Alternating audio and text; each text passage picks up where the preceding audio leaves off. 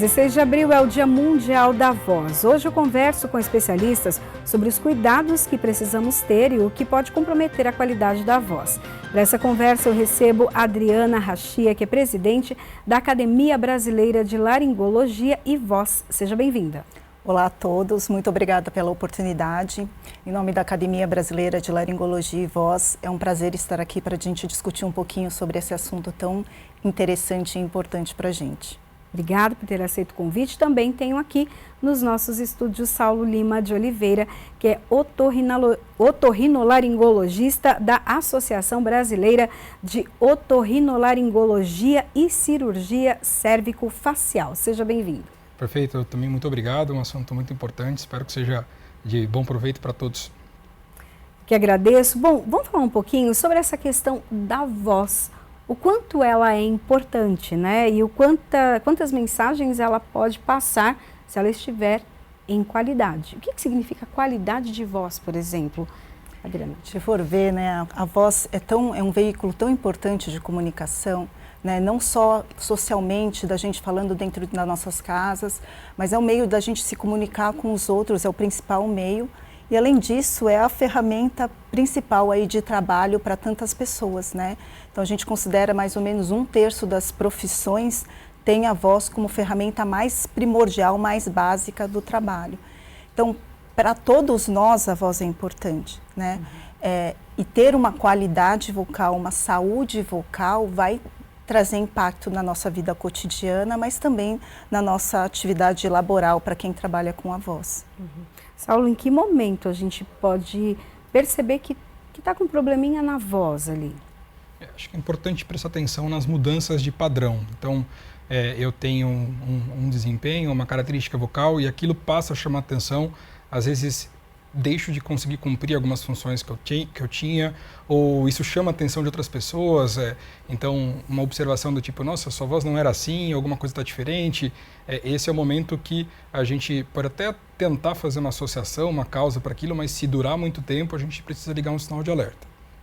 Hoje a gente tem aí vários probleminhas principalmente nessa época do ano, né? A questão Covid, gripe, resfriado, H1N1, tudo isso pode atrapalhar a qualidade da voz? Eu acho que esse é um ponto importante, né? Então, na maioria das vezes, na maioria dos casos, a rouquidão ela está associada a esses quadros virais, né? Quadros respiratórios, então os resfriados e as gripes. Então, o paciente fica resfriado e você pode ter um acometimento da qualidade vocal por conta de todo o processo inflamatório que acomete as vias aéreas superiores e às vezes inferiores. Mas a questão toda é que esses quadros, eles são passageiros, né? Eles vão estar ali ligados àquele quadro gripal que vai durar ali no pico em torno de 2, 3 dias e no máximo ali uma semana esse paciente já está bem recuperado e a sua voz volta, né? Aquela inflamação da via aérea superior melhora e o paciente volta a ter uma qualidade vocal satisfatória ou como se conhecia como ele era antes. A questão toda é quando isso se prolonga. Né? Então, nos quadros de resfriado comum, como você comentou, no Covid, esses quadros eles são autolimitados, né? Eles têm um tempo de duração ali menor que 7, 10 dias. Né? Se isso se prolonga, alguma coisa está acontecendo a mais. Né? E aí que é o que o Saulo comentou, aí liga um sinal de alerta, aí deve ter mais alguma coisa acontecendo nessa laringe, nessa prega vocal. Tirando então esses casos de gripe, né? Os sintomas gripais, o que pode atrapalhar ou acometer a voz? Há algumas situações pontuais do tipo, eu tive um trauma no pescoço, um apertamento, ou eu tive uma situação do tipo, comemorei um gol com muita intensidade, aquilo gerou uma lesão e eu fiquei rouco depois daquilo. Acho que é interessante entender que nossa forma de falar tem várias estruturas que são delicadas, né? Então, se elas forem sobrecarregadas, eu tive um aumento de trabalho ou tive uma crise de tosse e aquilo ficar diferente, pode ser por essa situação pontual, assim. Então, mas diversas situações.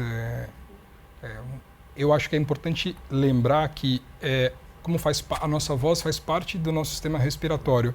Se eventualmente tiver outra coisa associada, como falta de ar, como dor, alguma coisa que seja limitando outros aspectos, é interessante também procurar ajuda de uma forma talvez mais rápida.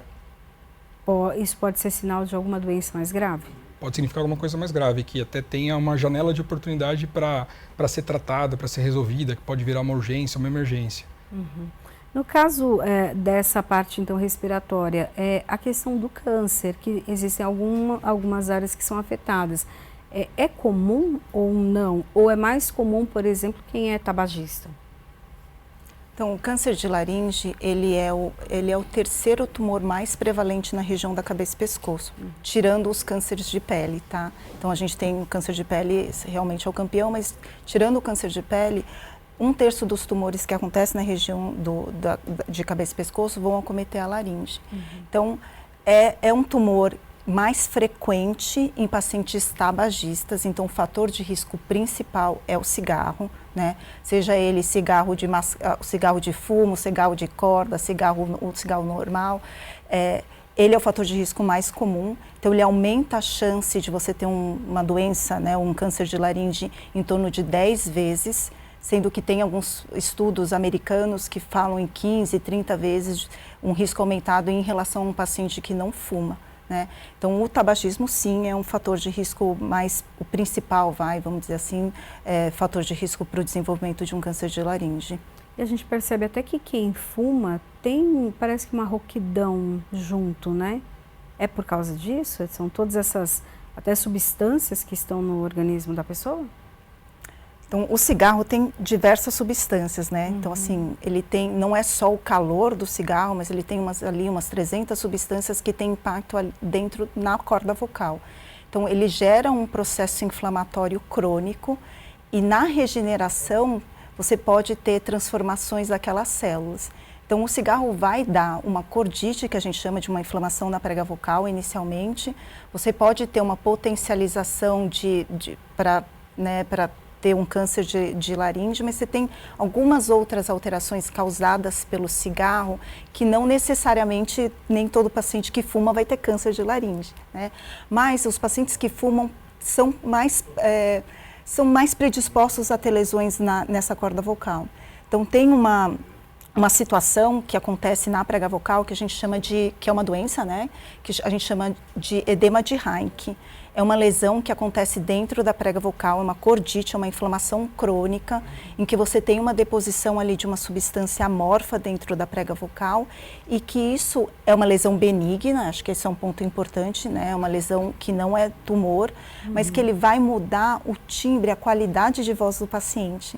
Então, muitas vezes mulheres, isso não é que é mais prevalente mulheres, mas as mulheres procuram mais atendimento por conta disso, elas vêm procurar por mudança do timbre da voz. Então, quando elas vão atender o telefone, alguém acha que é um homem falando, porque a voz fica mais grossa, né? Então, quem não conhece uma mulher que fuma mais velha e que quando vai atender o telefone fala com aquela voz grossa e você se confunde de ser um homem falando no telefone. Isso é causado normalmente por essa alteração que a gente chama de edema de Heinck. A voz, ela é o que aparece. Então, por exemplo, pessoas que têm cânceres ou outras doenças em outras partes ali do sistema, porque a voz não é feita só, né? Não é só a garganta, não é isso. Tem todo um sistema, né? Se há uma mudança, pode significar que tem alguma coisa errada em outros órgãos, por exemplo? Sim. Então, assim, quando a gente pensa em voz, a gente pensa em produção vocal, a gente vai pensar em produção vocal na corda vocal, que é pela vibração das cordas vocais que vão produzir o som. E esse som ele vai ser articulado pelas nossas articuladores, língua, lábio, boca, e vai ser amplificado pelas nossas cavidades de ressonância. Quando a gente fala em rouquidão especificamente, a gente está falando nesse ruído do som que sai na nossa corda vocal. Então, se tem alguma coisa, uma irregularidade naquela corda vocal, o som que a gente vai escutar é de ruído. Mas a gente pode ter alteração da fala, né, daquilo que a gente escuta, não necessariamente tendo lesão na corda vocal. Então, eu posso chegar para você e falar que eu estou assim, falando super, né, assim, uma pessoa que está falando mais tensa. Ela não tem lesão na corda vocal, mas ela está usando a musculatura cervical para fazer esforço, e a voz que a gente está escutando é uma voz com esforço, uma voz com tensão, é uma voz num senso como uma voz rouca, diferente, né? Você pode ter uma pessoa que está com a voz tá meio anasalada e você ter uma percepção que a fala dela está diferente, o problema não está na corda vocal. Você pode ter um paciente, às vezes, com uma amígdala grande, que ficou com a cor meio abafada. Então, também o problema não está na corda vocal, mas o som a fala está diferente porque ele está ali com aquela, às vezes, com uma amígdala gigante dentro, né, da boca e que está impedindo uma ressonância vocal boa. Então, quando a gente fala em rouquidão mesmo, que é o, né, é o ruído, é o som de irregularidade que a gente escuta do som produzido aqui, na corda vocal, né? Mas quando a gente vai falar de voz, você pode ter essas outras questões envolvidas, né, que tem a ver com articuladores e ressonância. Isso gera uma série de outros diagnósticos diferenciais, né, que a gente pode ficar horas conversando sobre eles. Aí você até comentou, você deu um exemplo da tensão. A pessoa, quando está tensa, ela tem uma voz diferente. Porque ou ela está fazendo uma força, ou porque ela está estressada, sobrecarregada. Isso também atrapalha a qualidade da voz, o estresse do dia a dia? É bem comum disso acontecer.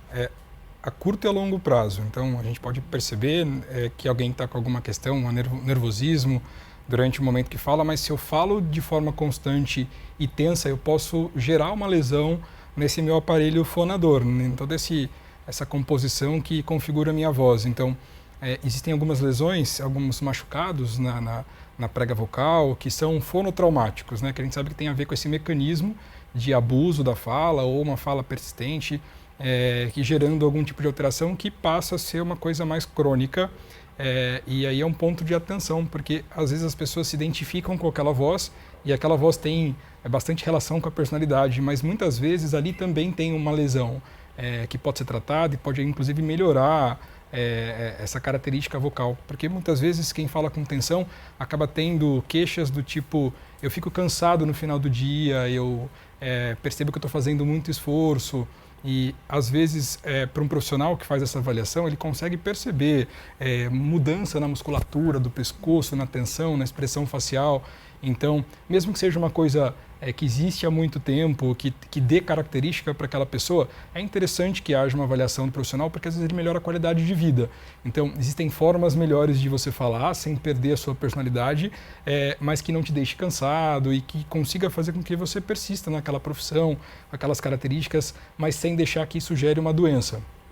Você falou da questão do tratamento. Esse tratamento é medicamentoso, com profissionais, terapia ou cirurgia de vez? Quando a gente fala da voz, vou fazer uma analogia com o instrumento musical, né? Então, pode ser problema na corda, pode ser problema na caixa, pode ser problema em várias coisas.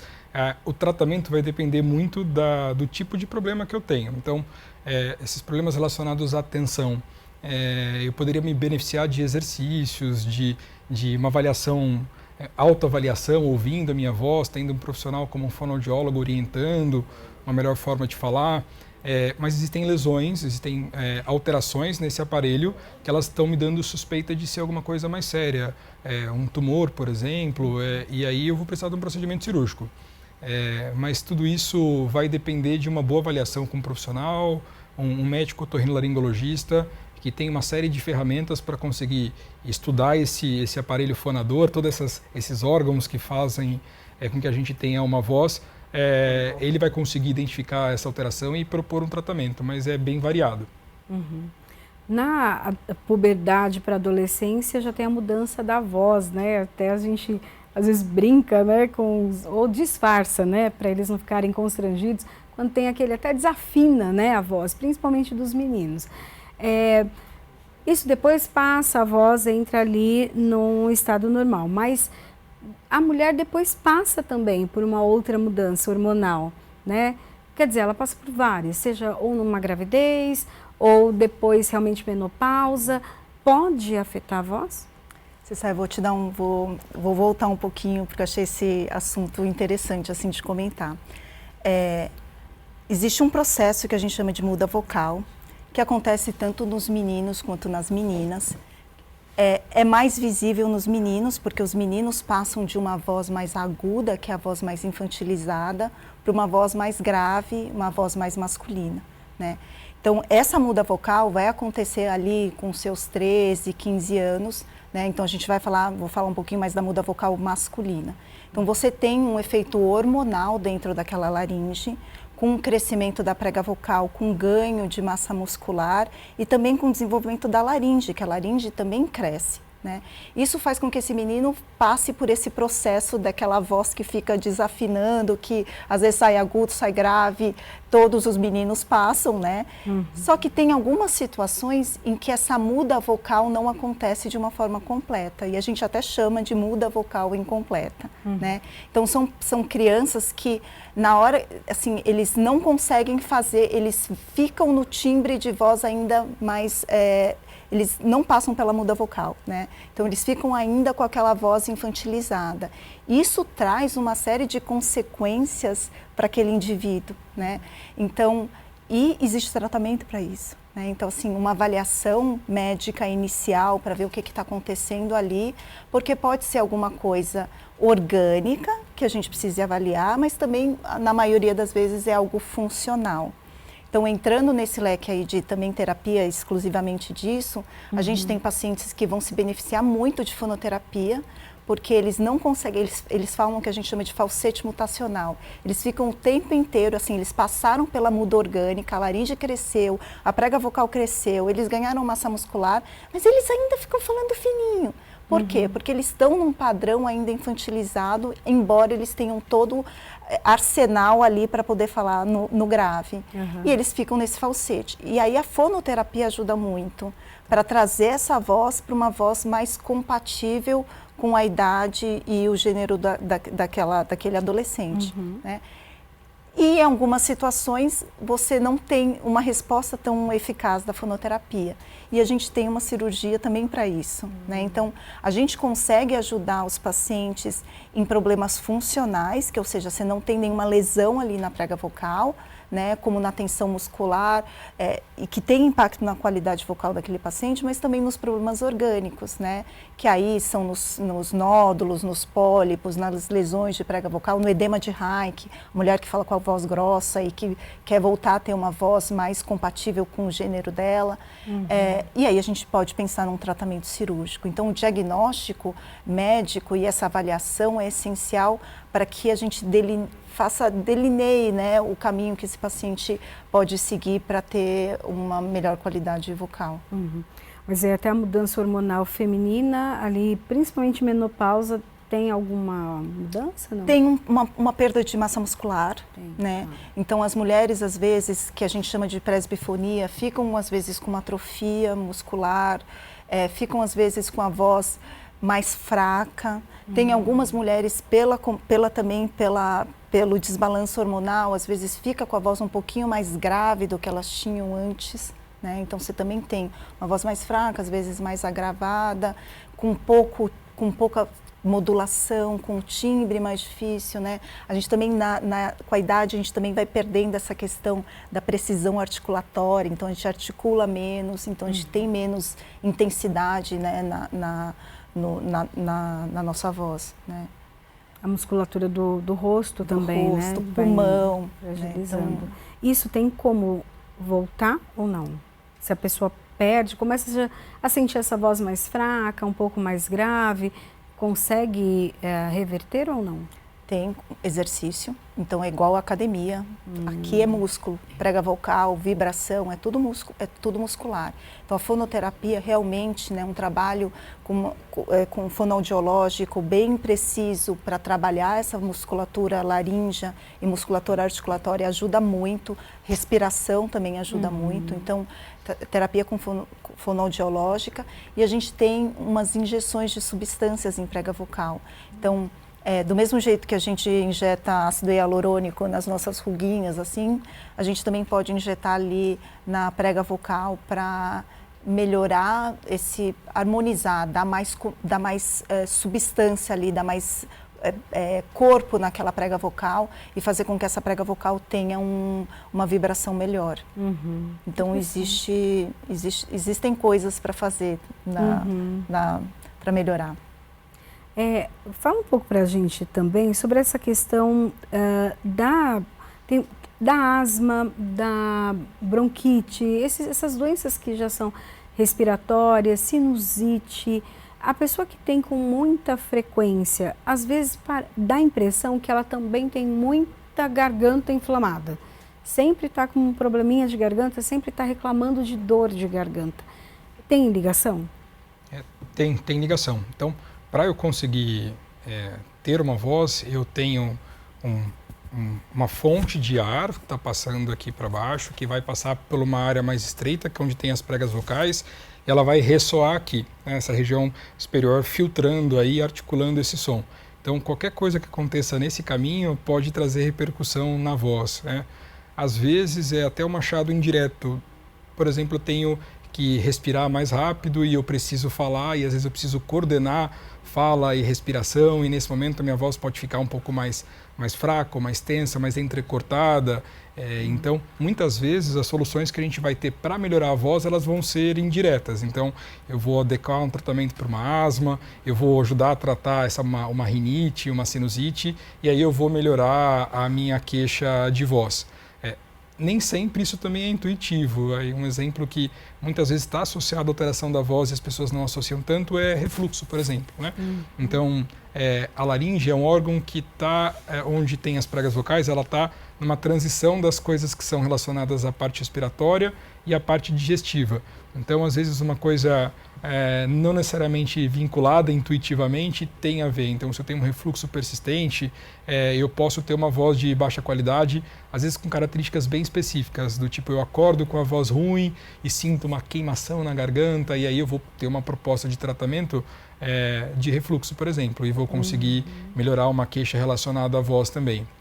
Mas é tudo interligado, então a gente precisa tirar às vezes a inflamação da via aérea superior para conseguir melhorar essas questões da voz. Eu tive esse problema, né, porque perdi a voz do nada e fui procurar, lógico, já no otorrino. Fiz todos aqueles exames, nada. Ele falou, olha, você está com azia, está com refluxo? Eu falei, tô. Ele falou assim, então é isso. E daí depois eu tive mais um caso, e daí eu já sabia o que era. Então eu falei, não, deixa eu tratar o estômago ali e não a voz, a garganta não é o problema, né? Tem gente também que tem muita dor de garganta porque dorme com a boca aberta, né? Isso pode, a longo tempo, a longo prazo, atrapalhar realmente a voz até?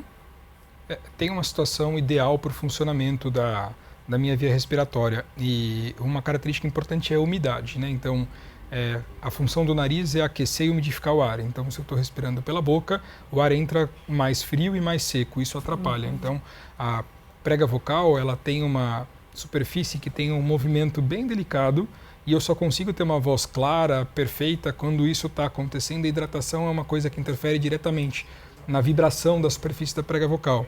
Então, muitas vezes as soluções que dão saúde vocal são simples, como aumentar a ingesta de líquidos, né? Então, ter um hábito, ou quantificar o quanto que eu bebo de água, ou ter o cuidado de umidificar ambientes que sejam mais secos, como ambientes climatizados, tem ar-condicionado, ajudam bastante a ter uma saúde vocal. Então, é uma orientação que a gente tende a dar para pessoas que às vezes tomam medicamentos que deixam mais desidratado, ou que têm hábitos de consumo de álcool, café, que também podem diminuir a hidratação. Então, é super importante manter essa hidratação. Então, respirar pela boca é ruim, nesse sentido de manter as coisas mais secas, e aí pode gerar uma agressão aqui para essa região da laringe e pode atrapalhar minha voz, com certeza. Bom, nós vamos fazer um rápido intervalo, mas daqui a pouquinho eu quero saber um pouco dessa campanha nacional da voz, né? O que trata dessa campanha e principalmente, né, como que ela pode ajudar todos nós a cuidar um pouquinho melhor desse instrumento que a gente usa bastante. Daqui a pouquinho a gente volta.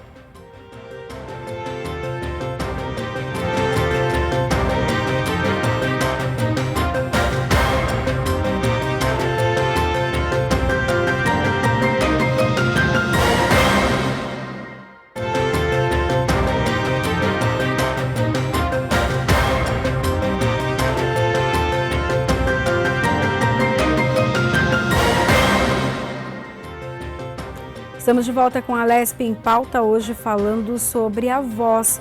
E daqui a pouquinho até vamos falar sobre uma campanha que é para cuidar da sua voz, da minha também. Aqui nos nossos estúdios eu recebo Adriana Rachia, que é presidente da Academia Brasileira de Laringologia e Voz, e também Saulo Lima de Oliveira, otorrinolaringologista da Associação Brasileira de Otorrinolaringologia e Cirurgia Cérvico-Facial. Bom, nós falamos no primeiro bloco, então, do cuidado da voz, os sinais em que a voz está passando por alguma situação, alguma mudança e que é preciso atenção. Aí nós temos a campanha da voz. Fala um pouquinho para a gente. Nós estamos, então, na 26ª Campanha Nacional da Voz, que é uma campanha da Academia Brasileira de Laringologia e Voz e da Associação Brasileira de Otorrinolaringologia e Cirurgia Cérvico-Facial. E é uma campanha de cuidados com a voz e de prevenção ao câncer de laringe. Então, é uma campanha que envolve todos os otorrinolaringologistas no Brasil inteiro e que a gente fala o mês inteiro sobre voz, sobre cuidados, sobre doenças que podem acometer e sobre como a gente pode prevenir, quais são os sinais que a gente precisa ficar atento para procurar um médico e que se faça o diagnóstico precoce, que vai aumentar muito as chances de cura para um paciente que diagnostica precocemente um câncer de laringe. Você falou de duas associações, uma delas você é presidente. Conta um pouquinho do trabalho que é feito, inclusive o ano todo, né? Não é só nesse mês que vocês atuam, esse mês fortemente, mas durante todo o ano. Então, a Associação Brasileira de Otorrinolaringologia e Cirurgia Cérvico-Facial é uma associação de médicos, né? É uma associação de médicos otorrinolaringologistas que, na verdade, representam o Brasil inteiro e que tem o intuito de aprimorar conhecimentos, incentivar a pesquisa, né? Ser um meio de resposta, né? Um meio para a sociedade de resposta a questionamentos específicos, mas também de informação. E dentro da ABOL, né, que é nosso órgão mãe, assim podemos dizer, a gente tem algumas academias. Então, a gente tem a Academia de Otoneurologia, Academia de Rinologia, Academia de Otologia, né? Então, a gente está ouvido, nariz e garganta. E aí a gente tem a Academia Brasileira de Laringologia e Voz, que ajuda a ABOL, né? Então ajuda essa sociedade de otorrino na parte mais específica de laringologia e voz. Então a gente ajuda nas demandas relacionadas à laringologia e voz e aí a gente cuida com muito carinho da campanha mais tradicional da ABOL, que é a campanha da voz, né? Então o mês de abril é um mês de comemoração e marca o dia 16 de abril, que é o Dia Nacional e Mundial da Voz. O brasileiro tem o perfil de cuidar da voz. O que vocês percebem? Eu acho que nós, seres humanos, né, temos, a gente negligencia um pouco os nossos sintomas, né? Então, eu acho que isso é uma característica do ser humano. Então, assim, a gente negligencia. Então, muitas vezes a gente tem um sintoma ali e a gente fica postergando, isso vai passar. Então, no caso da rouquidão, né? Estou rouco, deve ser uma gripe, porque eu gritei, porque eu tomei uma friagem, porque eu tomei um golpe de vento. A questão toda é que o paciente demora para procurar, né? Somado a isso, a gente tem toda uma questão de acesso à saúde, né? Então, o paciente acaba demorando muito. E isso muda o prognóstico em determinadas doenças, né? Então não muda só a questão da qualidade de vida. Então, quando a gente está falando em lesões fonotraumáticas benignas, a gente está vendo um impacto na qualidade vocal daquele paciente, que vai ter um impacto ali na comunicação dele. Mas quando a gente está falando de câncer, né, a demora para a procura de atendimento vai mudar drasticamente o tratamento desse paciente. Dele ser, né, de ter uma lesão que é muito superficial e que você só descasca a prega vocal e você nem precisa tirar ela, você só descasca ela, o que a gente chama de decorticação, a gente tira só a camada que está acometida e preserva, às vezes, a prega vocal inteira, até tratamentos mais mutilantes, que você tem que tirar a laringe como um todo, em cânceres mais agressivos e com um diagnóstico mais avançado, né? Então, acho que sim, a gente tem um sintoma que muitas vezes é negligenciado e a campanha também é disso, né? não negligencie, né, o seu sintoma.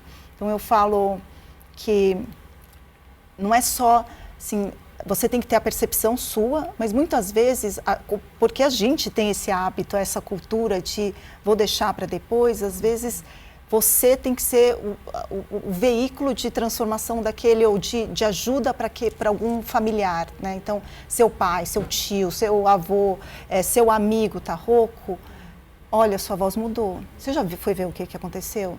Assim, você está assim há mais do que 15 dias, né?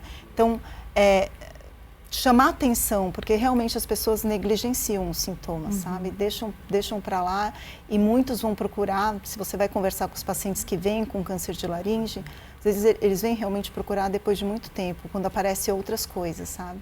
Que foi o que o Saulo comentou, quando tem falta de ar, quando tem dor, quando escarra sangue, e aí você já tem um acometimento muito mais importante, né? Você já diagnostica mais tardiamente, né?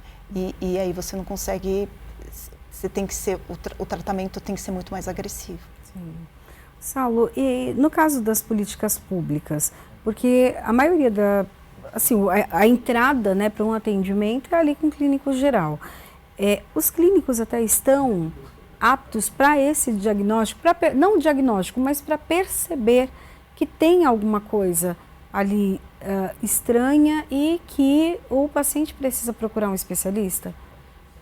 Infelizmente, ainda é feito muito diagnóstico tardio, assim, com poucos recursos e que geram bastante sequela para os pacientes. Então, ainda acho que a gente precisaria melhorar esse diagnóstico precoce. E muitas vezes acontece uma combinação infeliz. Então, os homens que fumam mais, que bebem mais, são os mais vulneráveis, e a população, os homens nessa faixa etária, são os que menos procuram atendimento médico. Então, isso é uma população mais vulnerável, que tem menos acesso, mesmo que tenham campanhas, eles acabam chegando de forma indireta. Por isso que é importante que os cuidadores, as pessoas ao redor, na verdade, que as mulheres estejam cientes para alertar esses maridos que são vulneráveis, para poder procurar atendimento precoce. Mas acho que a gente poderia melhorar, essa triagem, esse diagnóstico precoce, facilitar o acesso. Acho que a gente poderia até investir mais, é um ponto de batalha das campanhas também, que a gente consiga, às vezes, muitas vezes a gente faz mutirões para que a gente faça uma busca ativa dessas pessoas, ou que passe essa divulgação para que alguma pessoa próxima consiga alertar as pessoas sobre o risco, sobre a possibilidade de aquela voz diferente seja um tumor que tem uma janela de oportunidade para tratar e para conseguir ter cura sem grandes impactos. Uhum. O diagnóstico sempre é com exame? O exame, ele é simples, ele é de certa forma indolor, então muitas vezes a gente não vê o porquê de não fazer o exame, sendo que ele é tão esclarecedor. Muitas vezes, para diagnóstico de laringe, a gente precisa do exame. Na verdade, ele dá uma precisão, né? Então, eu consigo ver essas características de tamanho, profundidade, como que é a superfície, a coloração. Existem outras coisas que podem confundir, né? Então, coisas infecciosas como uma tuberculose pode simular um tumor de laringe. O exame vai me dar essas características, vai me dar essas minúcias para eu poder pensar nos diagnósticos diferenciais. Então, o exame ajuda bastante. Uhum. E a associação? Pode falar. O exame, ele vai ser importante, né? O exame endoscópico, complementando o que o Saulo falou. Então, a hora que a gente faz o exame, a gente avalia a prega vocal, a laringe, né? Porque a gente está falando em prega vocal, porque a maioria dos tumores acontecem na prega vocal, mas tem uma parcela que vai acontecer acima delas, na laringe, mas acima do nível das pregas vocais, e uma parte bem menor abaixo do nível das pregas vocais. Uhum. Mas o exame vai ser importante porque ele vai sinalizar, porque é uma visualização direta, endoscópica, daquilo que está acontecendo ali naquela laringe. Então, a gente vai ver se tem uma lesão, como que é o aspecto da lesão, como ele comentou, mas as lesões suspeitas, para a gente fazer diagnóstico, a gente precisa tirar um fragmento. Uhum. Então, esse fragmento é retirado, seja com o paciente acordado, né? Então, com o paciente ali no exame endoscópico, ou seja, levando ele para uma anestesia e tirando esse fragmento, e aí é analisado dentro do microscópio, né? Então, um patologista nos auxilia nesse diagnóstico para falar, olha, isso aqui é um tumor, isso não tem cara de tumor, isso é só uma inflamação. Então, o exame vai ser importante para a gente, para sinalizar quais são as lesões suspeitas, né? E aí o diagnóstico de certeza tem que tirar um fragmento mesmo dessa lesão. E aí, a partir desse diagnóstico, esse paciente vai para um tratamento que aí vai depender do local da lesão, da localização, do grau de disseminação dessa lesão, e também da escolha do paciente, né? Então a gente tem que levar em consideração tudo isso para saber se depois que ele faz um diagnóstico de câncer de laringe, se ele vai para radioterapia, para cirurgia, quimioterapia ou uma combinação desses procedimentos, desses arsenal terapêutico que a gente tem. Uhum.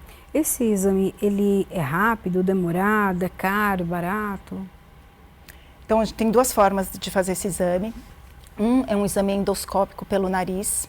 Então, a gente coloca, eu falo para os pacientes, sempre falam, é igual do Covid.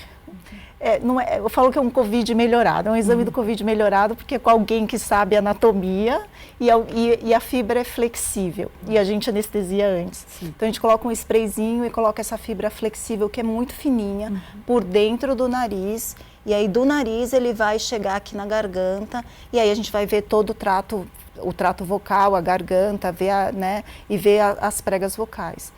É um exame muito tranquilo de fazer, a gente faz em crianças muito pequenas, assim, crianças, na verdade, de meses a gente consegue fazer esse exame, né? E tem um outro exame que a gente faz pela boca, o paciente com a boca aberta, a gente coloca um telescópio rígido pela boca, e aí a gente, quando o paciente faz a gente consegue visualizar com a luz dessa ótica acoplada a uma câmera de televisão, a gente consegue visualizar a laringe e também toda a garganta para ver se tem algum sinal para fazer o diagnóstico, né? Seja de uma lesão benigna ou seja de uma lesão suspeita, para saber se esse paciente vai precisar fazer uma biópsia ou não. Se é caro, barato, acessível? Esse é um exame, você estava falando de saúde de coisas de saúde pública, assim, é um exame que tem na maioria dos hospitais terciários, tá? É um exame que implica um arsenal, né? Implica uma câmera, uma televisão, etc. Então não é um exame, é um exame como uma endoscopia, tá? Certo. Não é um exame super caro como uma ressonância, como uma cintilografia, mas é um exame que os otorrinos têm fácil acesso, né? E os hospitais públicos têm, né? Eu acho que falando em saúde pública, talvez o que a gente precise e que a gente lutou muito ano passado, mas que ainda a gente precisa, né, de ter uma força maior que consiga fazer isso, é que existe uma fila no SUS para fazer esse exame. E nessa fila entram todos os pacientes. Então, o paciente que é a nasofibra, o paciente que tem rinite, que está com o nariz coçando, entra na fila, que é a mesma fila que o senhor de 65 anos, que fuma há 50 anos, desde os 15 anos, e que está rouco há um mês. O da rinite está no mesmo patamar do que esse que tem um fator de risco importante. E ele entra na fila igual. Então, talvez a gente realmente precise ver quais são esses pacientes dentro desses que precisam, os que precisam, não é que é furar a fila, mas ter uma fila paralela. Né? Uma fila paralela, prioritária, eu acho que esse é o termo correto, prioritária, para que, né, ele não caia ali naquele bolo de pacientes que não que a rinite não tenha impacto, etc., mas que esses pacientes precisam ser avaliados antes. Porque a fila para eles vai mudar a conduta deles, né? Vai mudar o prognóstico dele, inclusive financeiramente para o Estado, né? Porque um paciente que você faz uma cirurgia mais tranquila, que você só descasca a prega vocal, é muito diferente daquele que vai ter que tirar a laringe inteira e passar por uma radioterapia, né? E se aposentar, porque, né, não consegue mais trabalhar, né? Porque está traqueostomizado, você teve que tirar a laringe inteira. Então, a gente precisa mesmo ter forças para seguir um caminho para que tenha essa fila prioritária nestes pacientes que têm um fator de risco. Aí é o diagnóstico precoce, né, que faz toda a diferença. Que aí é o diagnóstico, porque às vezes a gente não faz o diagnóstico precoce por causa da fila, né? E daí o atendimento, a cura de uma pessoa que é diagnosticada inicialmente, qual é a taxa de cura? 90%. Que assim, né? É uma diferença grande. A gente conseguiria salvar muitas vozes e muitas vidas fazendo o diagnóstico precoce. Né? O que precisava acontecer, então, ou de que maneira, até a gente está na Casa de Leis, né, um lugar propício até para receber boas ideias para a elaboração de projetos de lei. O que precisava acontecer para que essa fila diminuísse ou para que mais pessoas fossem atendidas? Uma lista prioritária. A gente sabe, porque assim, a gente tem quem é o grupo de risco, né? A gente tem os sintomas de risco. Então, talvez o que precisasse é dentro do sistema básico de saúde, mas da parte mais básica, que seriam os postos de saúde, na hora que eles fossem preencher a solicitação, né? Porque isso tudo né, tem todo um caminho que eles fazem, né? Se esse paciente tem os fatores de risco ou ele, né, os sinais de alarme, se ele entra dentro do grupo de risco, se ele fuma, se ele bebe, ele ir para uma fila prioritária. E aí ele ser marcado prioritariamente para o exame, né, orientado a um tratamento, um exame diagnóstico mais precoce, né, que é o que aconteceu com os tumores, né. Então, assim, os pacientes com câncer, eles têm por lei o direito de ser tratado rapidamente, né? E o que a associação está fazendo nesse mês? O que já realizou e o que programa ainda, né? O que está programado até o fim do mês para as atividades? Na verdade, a gente sabe que informação salva vidas, né? Então, tem toda uma movimentação em relação à divulgação, né? Então, a gente tenta pegar as pessoas que têm bastante notoriedade, então profissionais da voz, que eles falem um pouco sobre esses sinais de alerta, sobre a necessidade da procura de um profissional especializado na hora que perceba-se que existe uma alteração da voz que esteja durando mais que esses 2 semanas, esse quadro mais inicial. Então, a ideia é atingir o maior número de pessoas possíveis em relação à informação para que elas tenham aí sintam essa necessidade da procura de um atendimento especializado. E você sabe que voz, né, assim, tem grande impacto, né, para os profissionais, para os artistas, para os jornalistas, para os locutores. Então a gente tem muito apoio de artista, né? Então esse ano a gente teve o apoio do Miguel Falabella, a gente teve apoio do Xande de Pilares, da Adriana Calcanhoto. Tem vários dubladores que estão encaminhando vídeos e então a gente tem feito um trabalho, né? A campanha da Voz, ela tem um lado divulgação, de informação, e aí o foco é a divulgação, da gente estar aqui, da gente estar falando em rádio, da gente estar indo em programas, né, para falar sobre o assunto. Não só a gente da diretoria, mas também regionalmente os otorrinos fazem um trabalho em todas as cidades para divulgar essa informação. E a gente tem, paralelamente, a gente faz também campanhas de mutirões de atendimento, como o Saulo comentou. Mas esse ano especificamente a gente não fez, então a gente tem feito um ano de atendimento e um ano de divulgação única, né? Então a gente tem 2 canais de divulgação principais, um que é da ABOL, que é o @otorrinoevocê, e um outro que é da campanha da Voz, que é @cuide da sua voz no Instagram. E tem o site da ABLV, que é www.ablv.com.br, mas essas informações elas estão sendo divulgadas, na verdade, no Brasil inteiro, e o veículo não são unicamente esses 2 perfis de Instagram, ou a gente está aqui. Cada otorrino tem feito um trabalhinho ali de formiga, né, dentro das suas cidades, né, entrando em contato com pacientes, entrando em contato com os comunicadores, né, como vocês, para que essa divulgação se amplifique, né, e que essa mensagem se torne cada vez mais divulgada aí em todo o país, para a gente poder ajudar o máximo de pessoas que a gente puder. Hoje, a associação, ela tem alguma luta direta, né, seja ali, não sei, de repente para a questão profissional, a formação, né, muitas vezes dos médicos, enfim, tem alguma área aí que vocês também estão até em contato com os parlamentares para conversas? A associação, ela tem, assim, é uma associação muito grande, sabe? Então, assim, é uma associação que a gente tem trabalhado muito em formação, porque hoje com né, na verdade, com um monte de faculdades de medicina. Então, a gente tem muitos cursos de especialização que não dão todo o arsenal de informação e de um corpo docente robusto para a formação desses residentes. Então, existe provas, né, de especialização. Então, para você ser credenciado da ABOL, você precisa passar por uma prova, né, uma prova muito criteriosa. Criteriosa, para que esse especialista seja credenciado realmente. E a gente busca muito cursos, né? Então, os congressos são muito de educação médica continuada, né? Em relação às lutas dentro a gente tem vários, né? Tem a defesa profissional, né?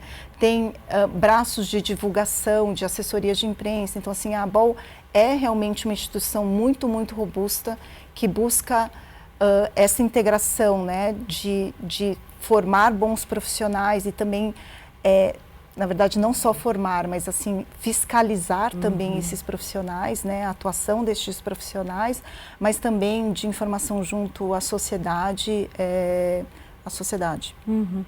Você comentou até sobre os congressos, né, os eventos que vocês participam. O que a gente pode falar da evolução na área? Porque com a tecnologia, muita coisa deve ter mudado. Eu acho que até a questão da intervenção, né, as próprias cirurgias, o que fazia antes, quando alguém tinha algum problema, e o que pode ser feito agora mudou bastante. Fala pra gente dessa evolução. Com certeza, nós, como a gente tinha mencionado, a gente precisa de imagem, né? Então a gente usa esses aparelhos, esses endoscópios, eles dão bastante precisão para a cirurgia e permitem que as cirurgias sejam minimamente invasivas e curativas. Então existem vários progressos em relação a isso e cada vez mais, mas é importante entender que o que a gente precisa muitas vezes para conseguir fazer o diagnóstico e conseguir dar um bom resultado para isso são coisas simples, né? A gente melhora o resultado, obviamente, com tecnologia, mas o que a gente tem já há bastante tempo é suficiente para a gente conseguir dar bons resultados, dar uma boa condução. O que talvez, se eu pudesse ter recursos e investir, eu investiria muito mais em disseminar as ferramentas do que necessariamente no aprimoramento, apesar de ver vantagens nela. Então, acho que a gente precisaria, para trazer promoção de saúde, ainda assim, são as coisas que a gente já tem há bastante tempo. Mas a gente vem evoluindo bastante em voz, com inteligência artificial, existem vários softwares diferentes que ajudam a gente a melhorar os nossos resultados, com certeza. Quais as dicas que vocês deixam, então, para as pessoas que não tinham parado para pensar que precisam cuidar da voz também? O que elas precisam fazer? Queria que vocês dessem algumas dicas aí de cuidado e principalmente prevenção para evitar ter problemas, né? Alguns são inevitáveis, né? Por exemplo, alguns cânceres infelizmente acontecem, mas o que dá para fazer para a gente evitar ficar doente? As coisas que a gente tinha comentado que são promoção de saúde como um todo, né? Então, estar bem no sentido de comer bem, ter hábitos de exercícios físicos regulares, manter essa questão da hidratação, cuidar da saúde mental, tudo isso impacta na voz. Pensando nos fatores de risco, o principal ainda é o tabagismo, né? Ele é agravado quando está sobreposto com ingesta de bebida alcoólica. Então, acho que esses são os pontos principais. E acho que se existe alguma alteração, uma percepção de alteração da voz que esteja durando mais do que 2 semanas, ela precisa ser avaliada por um profissional habilitado de saúde para que tenha aí uma condução mais objetiva, assim, de proposta para resolver esse problema. Eu acho que aí também lembrar dos cuidados gerais, né? Os cuidados com a voz, eles têm que ser diários, né? Então, falar baixo, evitar sussurrar, evitar forçar a voz, evitar competir com a sua voz em ambientes ruidosos, fazer pausas respiratórias, né? Hidratar-se bem, comer bem, evitar ficar sussurrando. Então, tem muitas pessoas que falam, ai, tô rouco, vou ficar sussurrando. Sussurrar, na verdade, causa um esforço maior e te propicia a ter mais lesões. Então, falar sussurrado não é uma opção. Evitar uma outra coisa, né, além de fumar e o abuso de álcool e alimentar-se bem com evitar coisas que dão refluxo, como café, chocolate, bebida alcoólica, né? É lembrar que você falar em tons diferentes do que o seu, então eu ficar o tempo inteiro falando mais grave, eu tentar ficar falando no agudo, também é prejudicial à nossa voz, né? Eu acho que esses são os cuidados que a gente tem que ter no nosso dia a dia, né? Que para preservar o máximo que a gente tem, esse bem tão importante de comunicação que a gente tem. Os jovens, eles têm até aquela prática do fumo, do cigarro hoje, cigarro eletrônico ou do narguilé. É pior até do que o cigarro, né? Muitos médicos falam sobre isso, mas é um risco também, né? É uma coisa nova, né? Então, assim, em relação à associação com câncer de laringe em particular, não tem, porque não tem estudos a longo prazo. Tem estudos experimentais, então tem estudos experimentais que mostram que o vape pode causar alterações no epitélio, e são essas alterações, inflamações do epitélio, porque assim, a gente tem o turnover das células, né? Então quando a célula morre, ela cresce e ela vai nascer de novo, outra célula, é nisso que o DNA pode se modificar e aí provocar ali uma alteração genética e aquela célula ter um potencial cancerígeno. Então tem alguns estudos em animais mostrando que pode ser, sim, um potencial carcinogênico, mas o vape tem muitas lesões agudas, né? Então, eles fazem, sim, se você for ver em reportagens, tem muitos pacientes com lesões pulmonares agudas, internações, muitas vezes nos Estados Unidos tem muita internação, mas aqui na prega vocal, apesar de casos anedóticos que a gente vê assim, né, em reportagens, ficou rouco com o uso de vape, tem descrições na literatura de lesões agudas, como se fosse realmente uma queimadura, sabe? Pelas substâncias que tem ali na fumaça ali do cigarro eletrônico, né? Que não é só calor, mas tem um monte de substâncias ali prejudiciais. Bom, chegamos já no finalzinho do nosso programa. Eu quero agradecer a participação de vocês, também dar um minutinho aí para as considerações finais e agradeço pelo alerta, né, à população. É preciso realmente falar sobre esse assunto para um cuidado total da saúde. Então agradeço a Adriana, né, por trazer tantas informações para a gente importantes. Obrigada. Eu que agradeço, assim, realmente foi um prazer e uma honra estar aqui. Muito obrigada pelo espaço. Esse é um mês realmente para a gente muito especial, que é um mês de divulgação, é um mês que a gente quer levar informação para o máximo de pessoas que a gente puder, e ter esse espaço aqui foi realmente muito gratificante. Muito obrigada. Eu que agradeço, Saulo, também. Eu me agradeço em nome da Associação Brasileira de Laringologia e Cirurgia Facial, por estar aqui, poder falar desse assunto importante, para que outros casos cheguem, que a gente consiga dar qualidade de vida e mais promoção de saúde. Então, super agradeço pela oportunidade de estar falando aqui sobre esse tema. Obrigada. Bom, a Alesp em Pauta fica por aqui. A gente se encontra na programação da Rede Alesp. Até o próximo programa. Tchau, tchau.